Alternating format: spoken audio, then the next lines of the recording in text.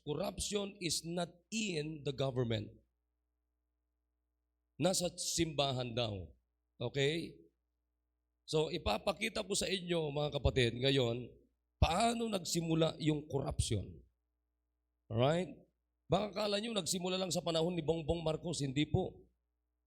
So, yun ang ipapahayag ko sa inyo na mensahe ng Diyos ngayon pong umaga. Amen? Let's go to Genesis chapter number 6 in verse number 12. Let's read together. Okay? Okay, nandiyan na kayo? Hindi nyo pa nakita yung Genesis? Nakita nyo na ba yung Genesis? Unang aklat yan, hindi nyo pa nakikita. Chapter 6, verse number 12. Amen? Okay, basahin natin. Ready, read. And God looked upon the earth, and behold, it was corrupt. For all flesh had corrupted his way upon the earth. Maliwanag ba? Nagsimula ba, mga kapatid, ang corruption sa panahon ni Bongbong? Hindi po. Hindi naman ako kumakampi sa kanya. Hindi ko po siya kakampi. Ang kakampi ko po, Diyos. Ang linaw dito, sabi ng Biblia, and God looked upon the earth. Anong nakita ng Diyos? Behold, it was corrupt. For all flesh, ano yung flesh na tinutukoy dito? Lahat ng tao. Anong ginawa nila sa kanilang sarili? Had corrupted his way upon the earth. Alam nyo, magiging malinaw sa inyong lahat, mga kapatid, if you're going to listen to this preaching. Amen? I'm going to talk to you again, corruption. Tayo manalangin. Bow your heads. Dakilang Diyos, kami po'y lumalapit sa inyo. Wala po kaming kakayanan na uunawain, Panginoon, ang inyong mga salita kung hindi nyo po kami bibigyan ng pangunawa, karunungan, wisdom, and knowledge, and understanding, O God. Please, mula po sa akin, nagagamitin nyo po na magdadala ng inyong mensahe. Please give me wisdom and give also the understanding and a humble hearts of every people, your people, O God. Even our first-time visitors this morning. Please save them and they will be obedient in water baptism. And please, encourage us, O God, na makita po namin ang totoong nangyayari po, hindi naman po dito sa bansa namin, kundi sa buong mundo, Panginoon.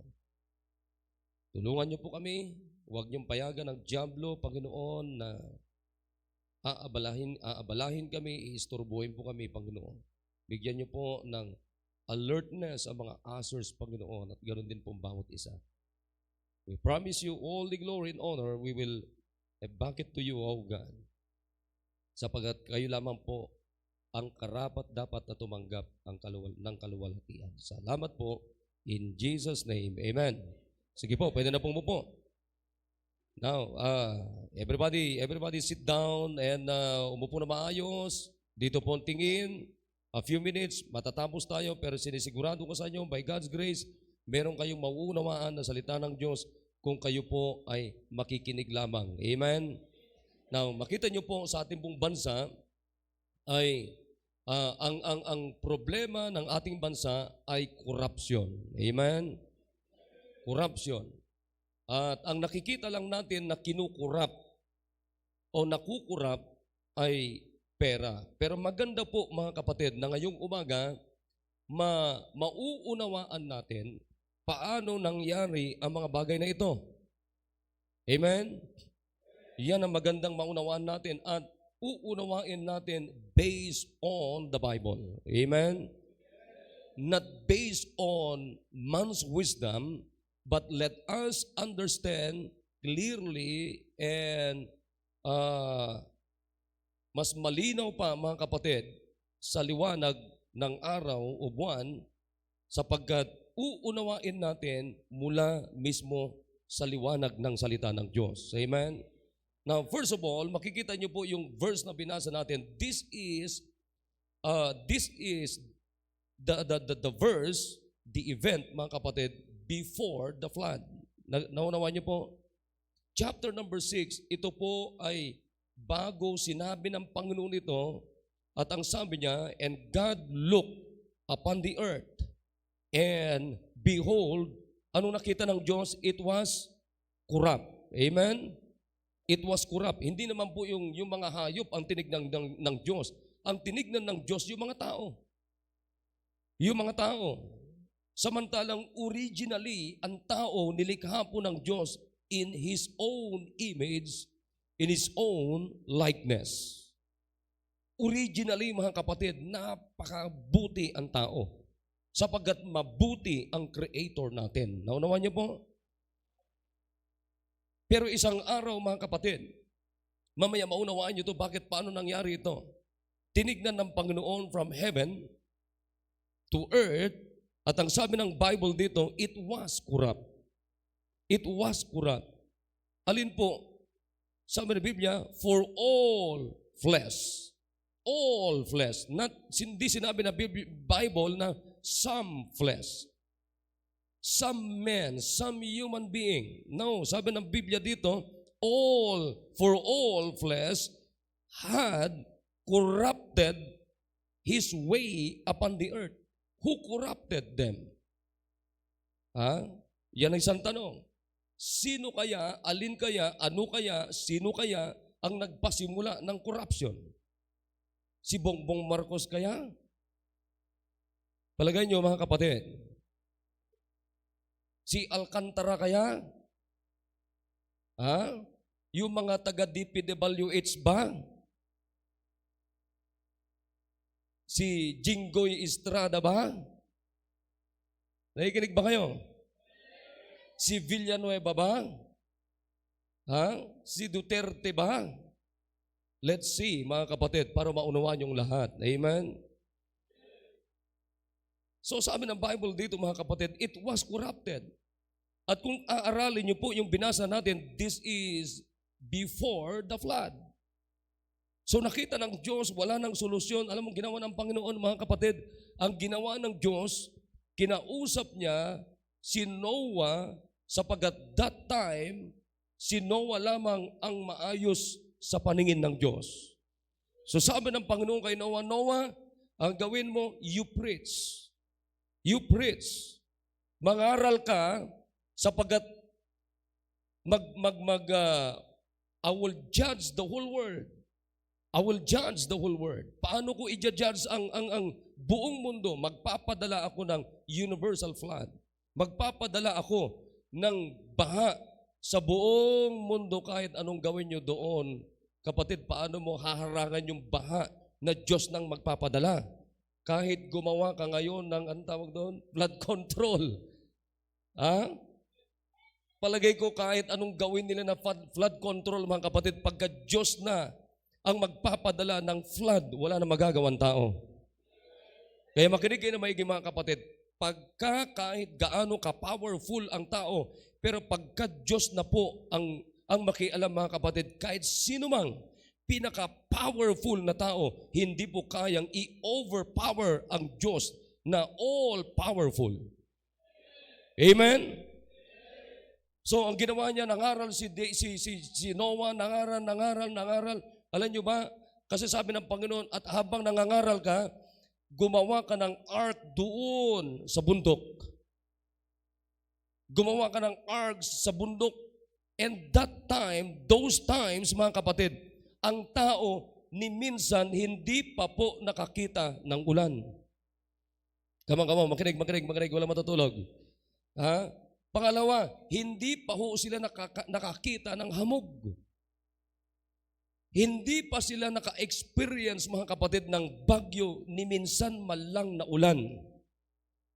And here comes Noah, preach about the judgment of God, na ang Diyos ay sapagkat sobra na, kurakot na ang mga tao, nakurap na yung mga tao, mga kapatid. So, ang sabi ng Diyos kay Noah, Noah, habang gumagawa ka ng ark doon sa tuktok ng bundok na yan, ay mangaral ka, sapagkat ako mismo magpapadala ng baha sa buong mundo at lilipulin ko ang mga taong ito na kinurap o nakurap. Amen? Ano kaya kung ngayon ang Diyos magpapadala ng baha, Tapos sasabi ng Panginoon, lahat ng mga kurakot na yan, malulunod yan. Gusto nyo ba yon? Gusto nyo ba yon? Huwag naman. Ha? Huwag naman. Masyado naman kayo mapaghusga. Ha? Ibigay natin ang Diyos ang judgment. Amen? At isang araw, alam nyo kung ilang taon nangaral si Noah? 120 years, mga kapatid. 120 years, 120 years. Araw-araw, imagine kapatid, 120 years nangaral si Noah at walang naniwala kay Noah, pamilya lamang po niya ang naniwala. So isang araw ang Diyos nagpadala na ng universal flood, mga kapatid, at lahat ng hindi naniwala nalunod sa baha. That's the judgment of God. Amen? Kaya makinig kayo habang naririnig natin yung grasya ng Diyos, makinig na tayo. Sundin na natin yung salita ng Diyos. Amen? So, ang tanong natin dito mga kapatid, saan, kanino nagsimula ang corruption? Una, I'm going to define the word corrupt or corruption. Tingnan nyo, the word corrupt, it means to decay. It means to ruin or destruction or perish or to change from good to bad. That's corruption means. Amen? To change from good to bad in morals, manners, or actions. Now, makinig. Everybody listen na. Everybody makinig. Okay, makinig. Okay? Tingnan nyo, anong ibig sabihin ng corrupt? To change from good to bad. Nakuha nyo? To change from good to bad. Nagbabago mula sa maganda papunta sa hindi maganda. Binabago yung mabuti papunta sa masama. Paano ngayon binabago? In morals. Nakikinig? In morals, manners, and actions. Okay? Nakukuha niyo ba mga kapatid? To degrade with unsound principle or moral values. To alter from original. Originally, ang tao po napakabuti. Amen? Pero makita mo ngayon mga kapatid, kaya nga makita nyo, yung mabuting tao na create ng Diyos, naging corrupt na tao. Nakikinig kayo? Yung sabi nga na Biblia, very good, excellent. Nung ang Diyos lumikha ng tao, kapatid, at inilagay niya doon sa Garden of Eden, man has a perfect in the sight of God. Nandoon yung image ng Diyos. Nandoon yung likeness ng Diyos. Pero isang araw mga kapatid, yung good naging bad. Amen? Yung original na bago, ha? Nasira na, na-degrade na. Paano na bago? Yung morals. What is moral? Moral means knowing what is right and wrong. Paano binago? Yung manners, yung asal, yung loob-looban. It means, mga kapatid, to cause disintegration or ruin. Morally degenerate and perverted. It means depraved, nasira, nabulok, and characterized by improper conduct such as bribery or the selling of favors. Nakikinig kayo? Paano nasira? Alam nyo kung paano niya sinira? Nagsimula sa loob. Hindi nagsimula sa labas, kundi nagsimula sa loob. Paano sinira, kapatid? Sinira niya yung kanyang manners. Sinira niya yung kanyang conduct. Amen? Naging na-adulterate, na-debase by change from an original or correct condition. Mula doon sa original na kalagayan niya, sinira niya. Napakaganda, pero pinapangit niya. Dating hindi bulok, naging bulok. Nakikinig kayo? Bastardize. Pag sinabi natin corrupt, it means debase, demoralize, deteriorate, perverted, na poison na siya. Amen? Nalason na. Kaya pag sinabi natin na corrupt, ibig sabihin nalason. Nakinig? Dating maayos, naging masama. Anong tawag natin doon? Dati ka maayos, naging masama. Ibig sabihin na corrupt. Nakikinig kayo mga kapatid? Now, number one, let's go. We're going to the origin of corruption. Amen? The origin of corruption. Ano yung nagpasimula? Sino ang nagpasimula? Saan nagpasimula? Yung tinatawag na corruption. Anong ibig sabihin ng corruption? Na nagbago mula sa mabuti, naging masama. Yan ang ibig sabihin ng corruption. Amen? From good to bad. Nakikinig kayo lahat mga kapatid? Ang ganda-ganda na maayos dati si Adan, pero naging makasalanan. Maayos dati si Eva, pero naging makasalanan. From good to bad. Amen? So ano nangyari, kapatid? Paano nangyari yon? Anong tawag natin doon? From good to bad. Ibig sabihin, corrupted. Naunawan natin?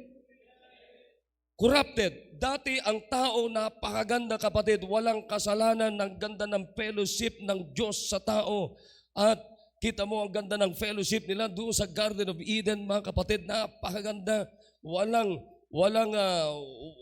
puwang, walang space, walang tawag dito, walang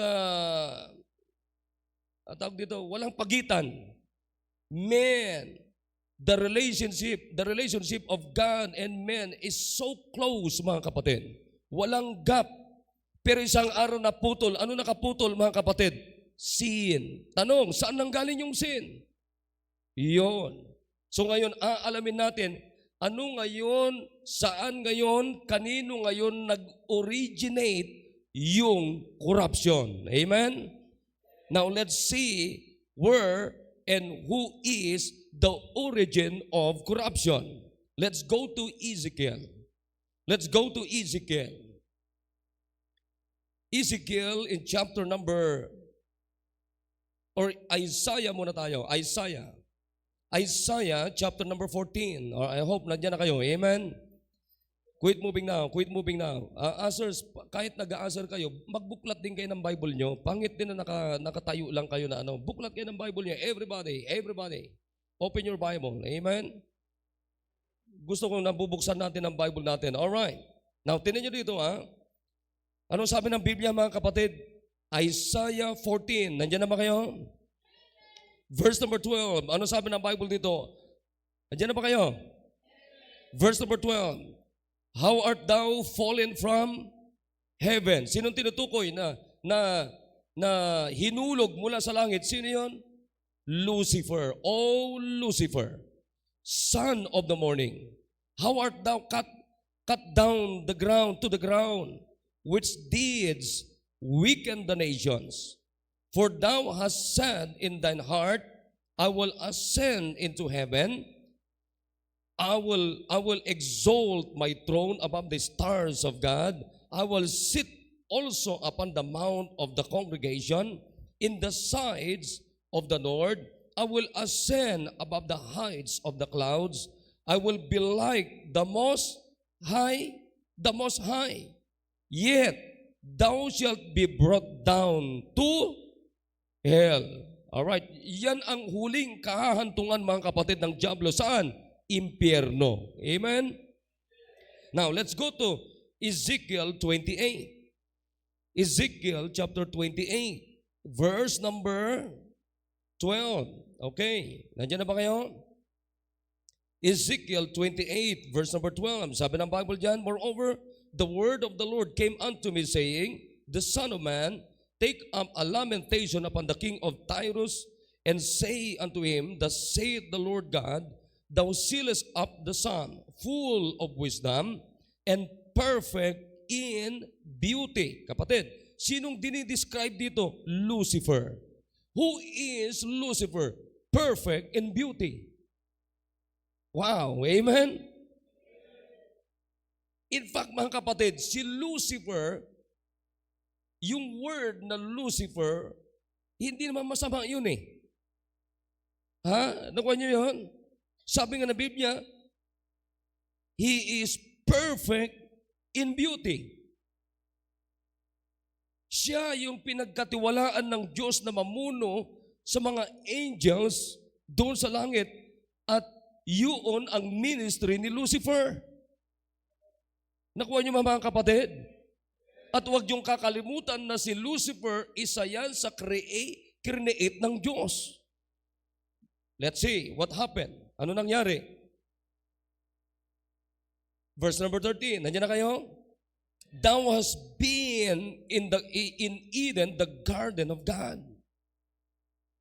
Every precious stone. Tinan nyo kasi dinidescribe dito anong itsura, anong meron si Lucifer. Thou hast been in Eden, the garden of God. Every precious stone was thy covering. The sardius, the topaz, and the diamond, the beryl, the onyx, and the jasper, the sapphire, the emerald, and the carbuncle, and gold, and the workmanship of the tabrets, and of thy pipes was prepared in thee in the day thou was created. Imagine, kapatid, nakikinig ba kayo? Imagine nyo ngayon kung anong itsura ni Lucifer. My goodness. Ha? Na-imagine nyo ba, mga kapatid? Nakukuha nyo kung anong klaseng itsura ni Lucifer? Ha? In fact, kapatid, Lucifer is the best singer in heaven.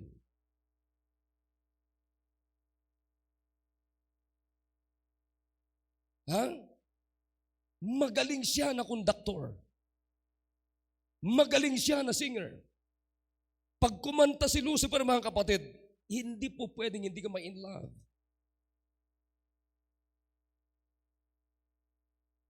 At pag nakita mo si Lucifer, mga kapatid, makita mo siya, you will be attracted to him. Nakukuha niyo ba, mga kapatid? Pero huwag niyong kakalimutan, anumang meron si Lucifer, lahat yan, bigay ng Diyos. Nakukuha niyo po? Then, tuloy natin. Ano sabi ng Biblia? Verse number 14, Thou art the anointed cherub that covereth and have set them so. Thou was upon the holy mountain of God. Thou was walked up and down in the midst of the stones of fire.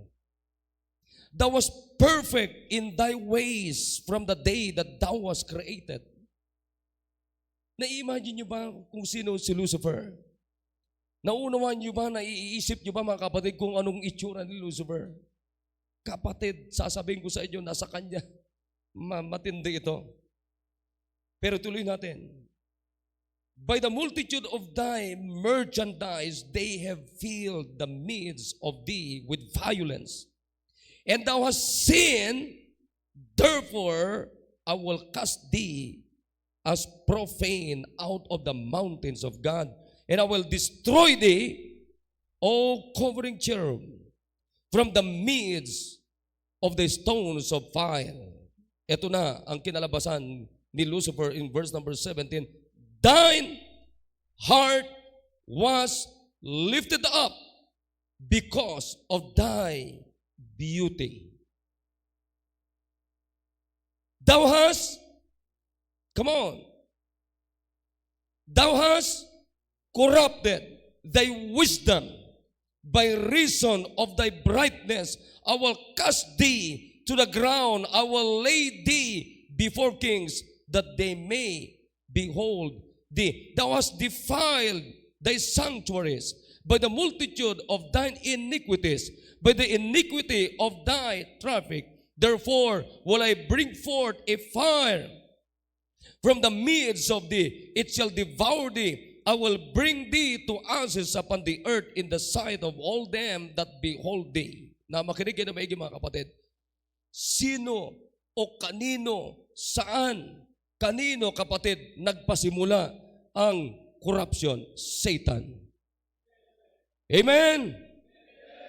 The word, the very origin of corruption is not man. It is Satan. Amen? Hindi si Bongbong Marcos ang nagpasimula ng corruption. Hindi yung mga taga-DPWH, hindi ko naman dinedepensahan sila mga kapatid. They are victims. Pero ang pinaka-origin lahat ng corruption mga kapatid, from good to bad, Lucifer to Satan, is no other than Satan.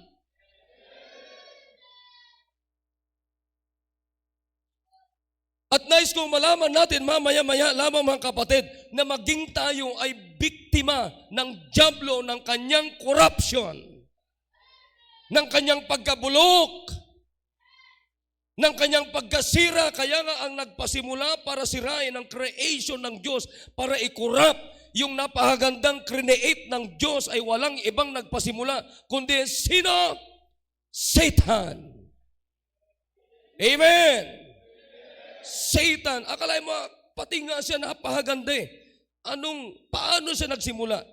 Ang ganda-ganda, lahat meron siya, perfect siya, ang ganda ng ministry niya, everything, lahat mga kapatid. Pero isang araw, nagmataas siya. Nakikinig kayo? Kaya nga mga kapatid, ngayon alam niyo na, sino ang origin ng corruption? Satan. Nakikinig tayo mga kapatid? Satan. I hope nagkakaunawan tayo. Kaya ngayon mga kapatid, maibsan na yung inyong sama ng loob kung sino-sino mga involved dyan. Alam nyo ba, biktima lang ang tao eh. Tuloy muna natin to. Alright. Now, let's go back to Isaiah chapter 14. Tingnan nyo kung para makita natin paano nagyabang itong si Lucifer. Now, makikita nyo dito mga kapatid, Lucifer, makinig muna dito, Lucifer was created perfect by God. Amen? Lucifer was created perfect by God in verse number 15, mga kapatid. This means he was the perfect fulfillment of his Creator's intention. Nakuha niyo mga kapatid? Kaya ginawa ang Diyos ng ganong pagkagawa sapagat ang Diyos meron siyang magandang intention sa Kanya. Subalit, ano ang hindi nakita ni Satan mga kapatid, ni Lucifer sa kanyang sarili? Hindi niya nakita yung napakagandang intention ng Diyos sa Kanya. Kaya yung pagkalikha ng Diyos sa Kanya, ginamit niya sa hindi tama. Makinig kayo na maigi, mga kapatid. Di nyo ba alam na nilikha din tayo ng Diyos for God's glory? Amen? Nakikinig ba tayo? Nilikha ang Diyos ang tao for God's glory, not for money's glory. Amen? Not for your own glory.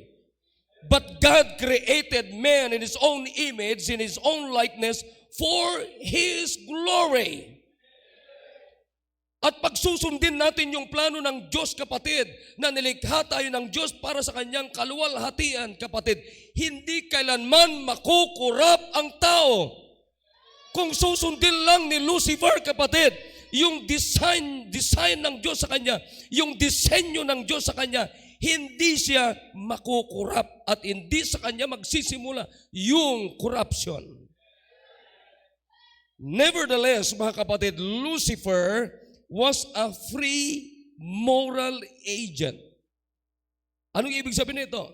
Capable of choosing evil, though not obligated to do so. Kasi doon sa nilikha ng Diyos eh. Pero anong pinili niya? Mas pinili niya yung hindi tama. Kaya the very nature of Satan the very nature of Satan, kapatid, he is the originator of sin. Sa kanya na po nagpasimula ang kasalanan, hindi po sa tao. So, Satan's sin, ano ngayon ang naging kasalanan ni Satanas? Was pride. Amen? Pride. Pride goeth before destruction. Pride goeth before destruction. Paano na biktima ni Lucifer, kapatid? Pride. Abay, pambira. Siya nga naman. Nakita niyo yung binasa natin kanina? Grabe to, di ba? Sino siya? The anointed cherub. Perfect in beauty. Every precious stone was in thy covering. Grabe, ano? Walang kwenta yung bahay ni, sino yun? Yung dalawang mag-asawa, si ano? Diskaya, walang kwenta. Tignan mo kung anong meron si Lucifer. Every precious stone was thy covering. The sardius, the topaz, and the diamond. Whoa. The beryl, the onyx, and the jasper, the sapphire, the emerald, and the carbuncle, and gold. Ha? Lahat na lang na precious stones meron siya. At sa lahat ng mga angels na ginawa ng Diyos, mga kapatid, kakaibang wisdom meron siya. So that, ang sabi ng Bible sa kanya, mga kapatid, thou was perfect in thy ways. Ha? Pero mga kapatid, siya'y nabiktima ng pride. Pride. Nagmataas siya. The Bible tells us his heart was lifted up because of his beauty. Nakikinig kayo, mga kapatid? Kaya makinig kayo. Ladies, makinig kayo. Huwag niyong pagyayabang, oy, mas maganda ako sa'yo. Mas ma-beauty ako sa'yo. Ha? Ganun din kayo, mga lalaki. Oy, alam mo, mas gwapo ako. Hindi mo alam, pag nakakita ng mas pogi, ay naglalaway. Ha? Now, ang ibig kong sabihin, mga kapatid, anumang meron tayo, wag niyong ipagyayabang, wag nating ipagyayabang, kundi, kapatid, lalo nating i-recognize kung saan galing yan. Ang niyo, mga kapatid, magkaroon ka ng buhay, magkaroon ka ng pera, magkaroon ka ng bahay, magkaroon ka ng trabaho, wag mong ipagyayabang yan, kundi dapat lalo mong ma-recognize sino ang Diyos na nagbigay. Amen? Sino ang Diyos na nagbigay? Hindi katulad ni Lucifer, grabe, alos nasa kanya na lahat. Do you understand those verses? Naintindihan niyo ba yun, mga kapatid? Grabe to. Akala niyo, ano sabi ng Biblia? Every precious stones was thy covering. The sardius, the topaz, and the diamond. Sinong may diamond sa inyo dito? Wala. Sino may ginto sa inyo dito? Labas. Come on. Pero si Lucifer, meron siya. Amen! The sapphire, the jasper, the sapphire, the emerald, and the carbuncle, and gold, the workmanship of thy tabrets, and of thy pipes was prepared in thee in the day thou was created. My goodness, napakatindi ito. Thou was perfect in thy beauty. From the day that thou was created, till iniquity was found in thee. Isang araw, mga kapatid, na sumpungan ng Diyos na meron siyang kasalanan. Ano yung kasalanan niya? Pride! Pride. The Bible tells us his heart was lifted up, and because of his beauty. Satan was the first being to manifest a will opposed to the will of God. Now, let's go back to Isaiah. Ito na. Anong sabi ng Bible, mga kapatid, ni Isaiah patungkol kay Lucifer, nung nakita na ng Diyos na nagyabang na, kapatid, anong ginawa ng Diyos? Sinipa na siya from heaven. Kaya sabi ng Bible diyan, how art thou fallen from heaven? Saan siya langit? Saan siya galing, mga kapatid? Heaven.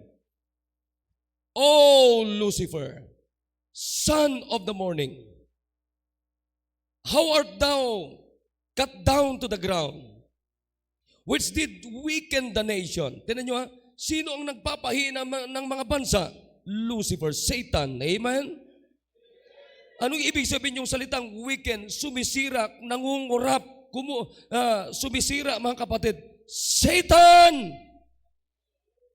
For thou hast said in thine heart, I will. Makikita nyo dito yung 5 I will na meron, kapatid, si Lucifer. Amen? Now, unawain natin. Una, ano makikita natin dito, mga kapatid? Huwag niyong kakalimutan, these verses are in the past tense. Okay, nakikinig kayo, mga kapatid? These verses are in the past tense. So una, ano sabi niya? I will ascend into heaven. Nakikinig tayo? Makinig kayo na maigi. I will ascend into heaven.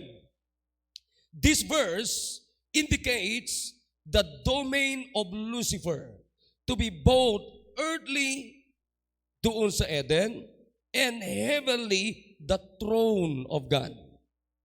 Alam niyo kung anong gusto ni Satanas, mga kapatid? Siya ngayon ang mag-dominate. Siya ngayon ang maghahari. Nakikinig tayo? Gusto niya siya yung maghahari mula langit hanggang lupa. Samantalang, kapatid, isa siya sa mga nilikha ng Diyos at pinagkatiwalaan ng Diyos ng isang special na ministry. Pero isang araw nakita niya, nasumpungan siya ng Diyos at gusto niya lagpasan ang Diyos. Wag na wag niyong lalagpasan ang Diyos, mga kapatid. Amen? So, that's the first I will na gusto niyang mangyari. Pangalawa, ano sabi niya? I will exalt my throne. I will exalt my throne above the stars of God. Now, let me explain. A throne indicates authority. Anong gusto mangyari ni Satanas? I will exalt my throne above the stars. Anong ibig sabihin ng stars? Angels. Let's go to Revelation. Alam niyo ang ganda nito. Revelation chapter 12 in verse number 4. I hope nasusundan niyo itong mensaheng ito. Amen? Revelation chapter 12 in verse number 4. Huwag kayo matulog. Sundan niyo yung mga verses na sinasabi ko. Revelation 12 verse number 4. Tingnan niyo dito. Andiyan na kayo? And his tail drew the third part of the stars of heaven. Could you imagine? Ganong katindi ang impluensya ni Lucifer. Anong nadala niya? Third part of the angels. Nakuha niyo, mga kapatid? Gaano karami yung nadala ni Satanas na anghel doon sa langit? Third part. Amen? And behold, a great red dragon, having even heads and 10 horns and 7, and did cast them to the earth. Ibig sabihin, ito ay 1/4. Akala nyo nadala niya, mga kapatid, yung third part. Yung 1/4 na mga anghel na nilikha ng Diyos, na impluensyahan niya, sila ngayon ang paikot-ikot sa mundong ito. Naikinig, mga kapatid? So anong ibig sabihin? Anong gusto niyang mangyari? Gusto niya, kapatid, na siya ngayon ang mag-dominate, siya ngayon ang masusunod doon sa trono ng Diyos hanggang dito sa lupa. Nakikinig tayo? A throne indicate authority which Lucifer certainly had. Alam nyo ba kung ano ibig sabihin yung day star dyan? Lucifer. Lucifer means day star. Day star. Liwanag daw siya ng araw. Ha? Ay ba matindi yun? Liwanag ng araw, may araw nga. Kailangan pa ng liwanag, may araw na nga eh. Evidently, Lucifer aspired to complete authority over all celestial beings. Anong ibig sabihin ng celestial? Mga beings sa langit. A position he did not have. Yun ang gusto ni Satanas. Amen? Ang gusto ni Satanas, mga kapatid, ay ilagay niya yung kanyang sarili sa isang posisyon na hindi naman yung posisyon. Kapatid, actually, yun ang gusto mangyari ng tao. Nakikinig tayo? Ilalagay natin yung sarili natin sa isang posisyon na hindi mo naman kailangan na posisyon. Let's go to the third one na I will, na ginamit ni Satanas. I will sit also upon the mount of the congregation. Anong ibig sabihin nito? Ibig sabihin nito, Satan sought authority over the kingdom of heaven. Amen? Ang gustong mangyari ni Satanas, kapatid, ay agawin yung authority ng Diyos. And then ano pang sabi niya? I will ascend above the heights of the clouds. Ano pang sabi niya? I will be like the Most High God. Anong sabi ni Lucifer? Gusto ko palitan ng Diyos. Gusto ko maging Diyos. Pero alam ni Satanas, kapatid, na isa lang ang Diyos. Pero ang gusto niya, patalsikin ang Diyos, kapatid, at ilagay niya yung kanyang sarili. Anong ibig sabihin? Ibig sabihin niya, kapatid, he was so corrupted. Nakikinig tayo, mga kapatid? At least, mga kapatid, ngayon alam na natin kung saan nagsimula ang corruption. Sino ang origin ng corruption? Walang iba kundi sino? Satanas. Amen? Amen. Kaya makita niyo, mga kapatid, anong nangyari sa kanya? Ano yung pinaka-sum up ng gustong mangyari ni Satanas? He wants to be God. Amen? He wants to be God. Ha? Gusto niya maging Diyos. Kaya nga, mga kapatid, Satan always sought the worship of the Lord Jesus Christ. Makikita niyo doon sa Matthew chapter 4, yung conversation nila ng Diablo, kapatid. Alam niyo ng Panginoon Kristo, anong gusto ng Diablo? You worship me. Amen? Kaya makikita niyo, tinan niyo to. Tinan niyo kung gaano katindi. Si Satanas, kapatid, alam niyo ba na meron din siyang triad si Satanas? Meron din siyang tinatawag na triad. Nakikinig tayo? Satanic triad na tinatawag. Nakikinig? Satan, Antichrist, and the false prophet. Yan yung satanic triad. Amen? Satan who seeks to usurp God the Father. Antichrist who will imitate God the Son. False prophet, a counterfeit God the Spirit. Kaya makita nyo, mag-ingat tayo sa mga pinapakinggan natin. Pinupuntahan natin mga simbahan, baka mamaya ang mapuntahan nyo, ang marinig ninyo ay mga false prophets ni Satanas. Amen! So, saan nag-originate? Sino ang originator ng corruption? Satan. Let's go to number 2. The victim of corruption. The victims of corruption, the victims of Satan's corruption is men. Tayo na ito. Nakikinig tayo? Kaya anong ginawa ng Diablo? The entire nature of man is corrupted. Ama, makinig kayo mga kapatid. Makinig kayo. Dapat nating malaman ito, mga kapatid. Si Satanas ang pinanggalingan lahat ng korupsyon. Sa kanya nanggaling yung kasalanan. Sino ngayon ang biniktima ng dyablo, kapatid? Men! Ikaw, ako, kahit anong nationality natin, mga kapatid, tao ngayon ang biktima ng korupsyon ng dyablo. Paano kinurap ng dyablo ang tao? Number one, kinurap niya, the understanding is corrupted. Kaya makita nyo, ang tao, wala tayong pangunawa pagdating sa Biblia. Wala tayong pangunawa pagdating sa Diyos. Hirap na hirap tayong nating unawain ano ang Diyos, sino ang Diyos. Ang salita ng Diyos, nandito na nga ang salita ng Diyos, hindi pa nakikinig. Matagal nang nakikinig, hindi pa maunawan. Alam nyo kung bakit mahirap tayong makaunawa patungkol sa Diyos, mahirap tayong makaunawa tungkol sa Biblia? Because your mind, my mind, our minds, kapatid, yung puso at isip ng tao was Satan's corrupted.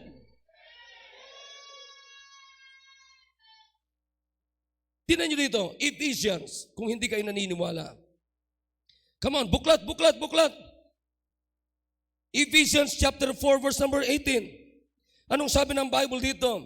Having the understanding darkened, being alienated from the life of God through the ignorance that is in them because of,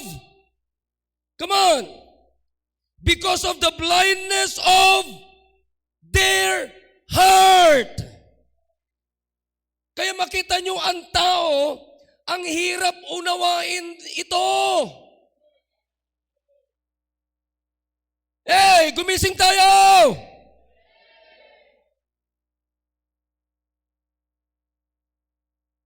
Ang hirap unawain yung sinasabi ng Biblia na para tayo abutin ng Diyos, ibinigay niya yung kanyang bugtong na anak, si Jesus Christ. He was crucified, died, buried, and rose again upang tayo'y muling iangat ng Diyos. Iahon ang Diyos. Saan tayo dapat iahon ng Diyos? Doon sa pagkakurap ng dyablo sa atin.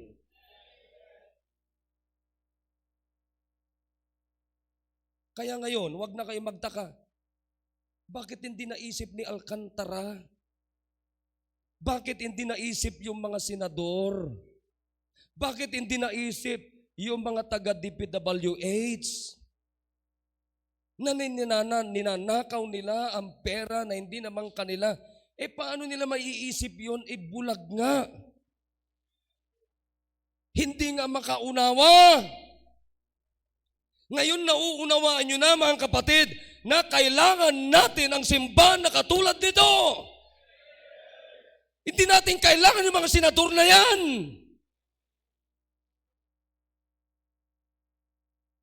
Sila nga mismo, di magkaunawaan eh. Alam nyo, kailangan ng ating bansa, kapatid, Bible.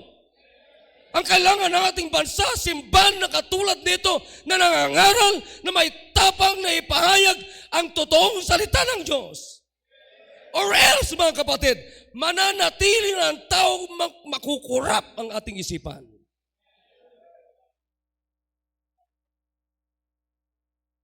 My goodness, grabe talaga.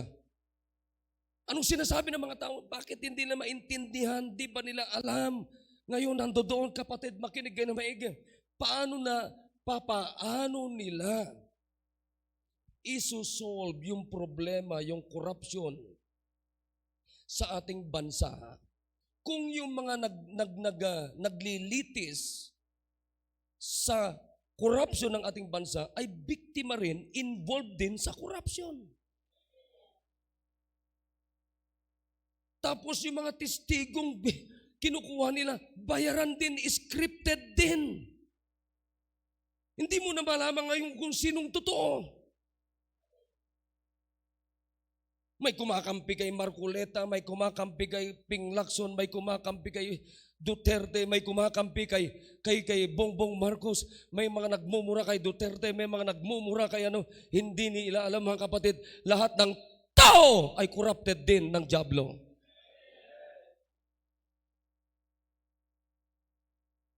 Ay kapatid, alam niyo kung ano ang pag-asa natin? Ito.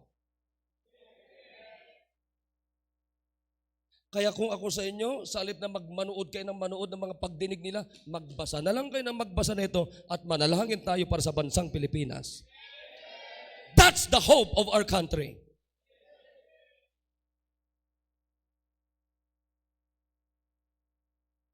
Di ba? Makauma.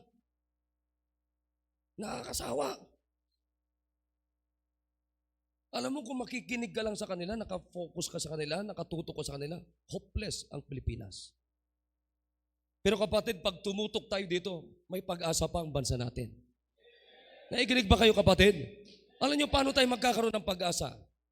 Sundin natin ito para hindi na madagdagan yung pambibiktima ng dyablo para ikaw at ako ay makurap. Alam niyo ba ito? Pag hindi ka nagbigay ng tithes mo, ibig sabihin nakurap ka rin. Hindi kayo umate ng hapon, nakurap din kayo. Hindi kayo umate ng Wednesday, corrupted din kayo. Hindi natin susundin ang Biblia. Bakit? Alam niyo kung bakit? Nakurap din yung utak mo. Ang alam niyo, siguro ang alam niyo lang na nakurap, sila Alcantara. Tama? Sino yung mga inaakusahan natin na kurap? Alcantara, Diskaya, Villanueva, Era, Ramon Revilla, ano pa? Marami pa. Pero pag hindi ka nagbigay ng tithes mo, nakurap ka rin.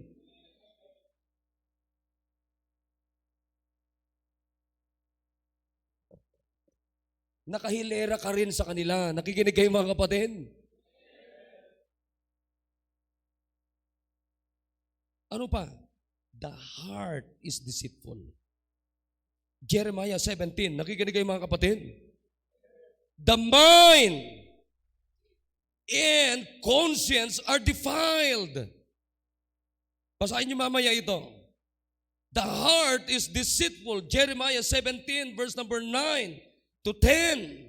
Antindi niyan mga kapatid. The mind and conscience are defiled, talagang bagsak, depraved. The flesh and spirit defiled. Nakikinig tayo? Akala natin mga kapatid, the will is made feeble. Lahat tayo dito biktima ng corruption ng dyablo. Wag lang tayo ng akusa sa iba. Pero mga kapatid, sa totoo lang, hindi lang naman magaling ang dyablo kung paano tayo i-corrupt. Anong ibig sabihin ng corrupt? Mabuti ka, pero naging masama. Nakikinig kayo mga kapatid? Tinan mo si Alcantara. Nung ipinanganak ba, mabuti ba siya? Corrupt na ba siya? Hindi pa naman di po ba? Ganon din tayo mga kapatid. Alam nyo, hindi lang sila ang patuloy na makukurap, maging ikaw at ako pwede tayong patuloy na makurap kung hindi tayo mananangan sa salita ng Diyos.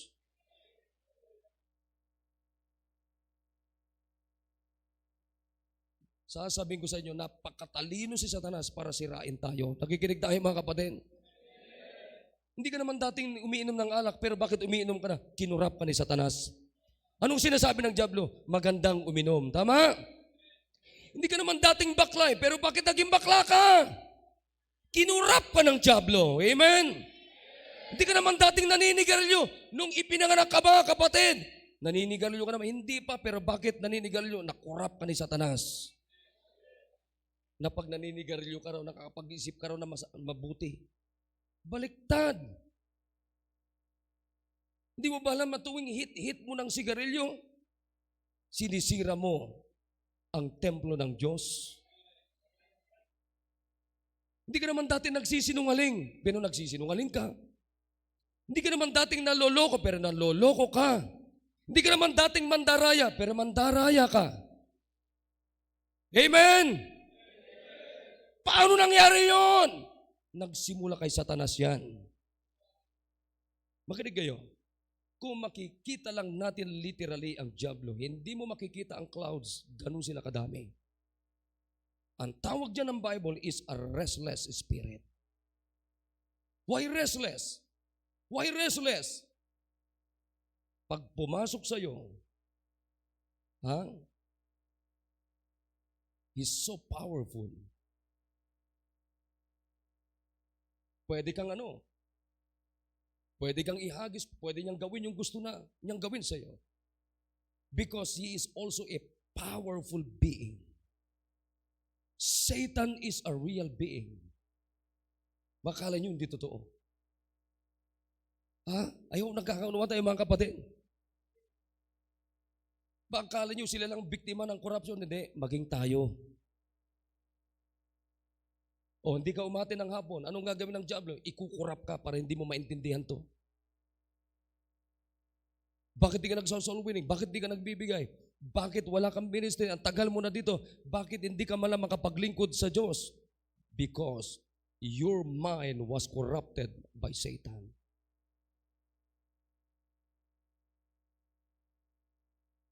I hope nagkakaunawaan tayo ngayon. Gusto ko lang makita nyo ngayong umaga. Number one, paano nagsimula yung korupsyon? Nakikinig kayo mga kapatid. Pangalawa, sino ang biktima?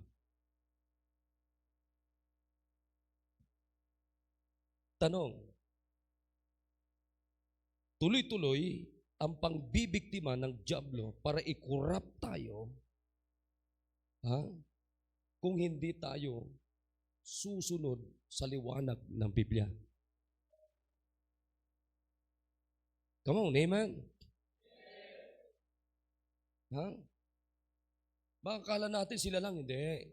Tayo tuloy-tuloy. I hope nagkakaunawan tayo, amen? Tuloy-tuloy yan. Tuloy-tuloy yan. Hindi lang pera ang ginagamit ni Satanas para tayo kurap. Marami siyang instrumento. Naunawan niyo mga kapatid? Hindi siya mauubusan ng instrumento. Pero tanong, kaya bang gapiin ang korupsyon ni Satanas ang salita ng Diyos? Nakikinig ba kayo? Kaya bang gapiin ang korupsyon ni Satanas sa pamamagitan ng salita ng Diyos? Kapatid, ito ang solusyon ng korupsyon ng diablo. Ito ang ilagay mo sa puso mo, ilagay mo sa isip mo, ito ang ilagay natin sa ating pamilya. Ito ang manatili sa simbang ito. Ito ang kailangan ng bansang Pilipinas.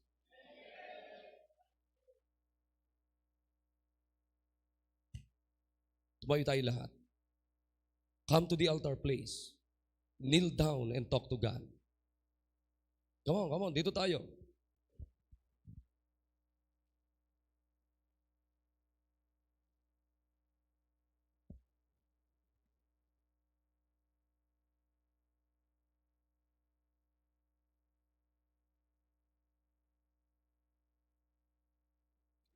Dito tayo. Everybody kneel down and talk to God. Ngayong umaga, kapatid, at least lumawak yung kaisipan natin patungkol sa korupsyon.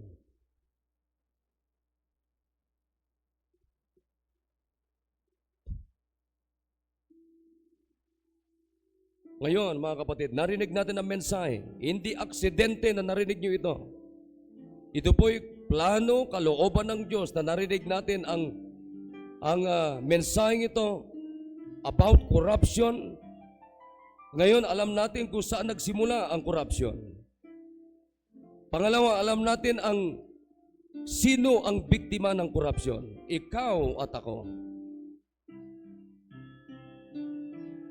The victim of Satan's corruption is man.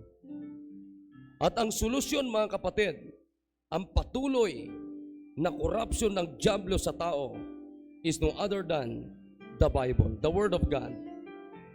Manahangan tayo dito. Alam niyo, sa totoo lang, hindi po sa gobyerno lamang ang may corruption, maging sa loob ng bayan natin may corruption.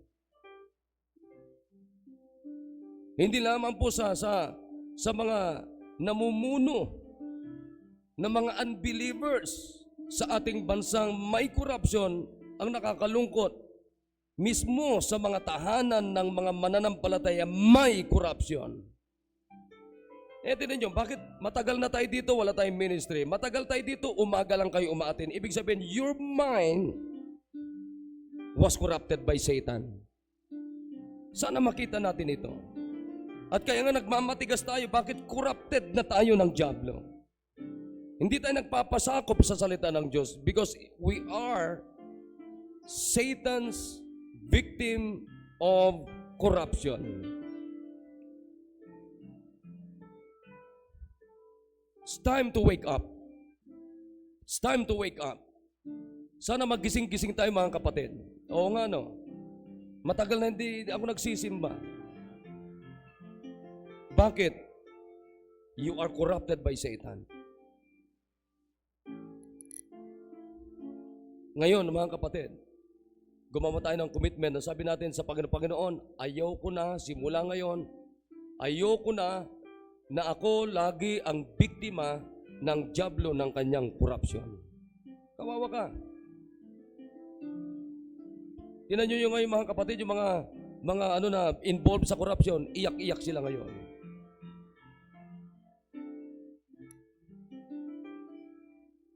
Make a commitment.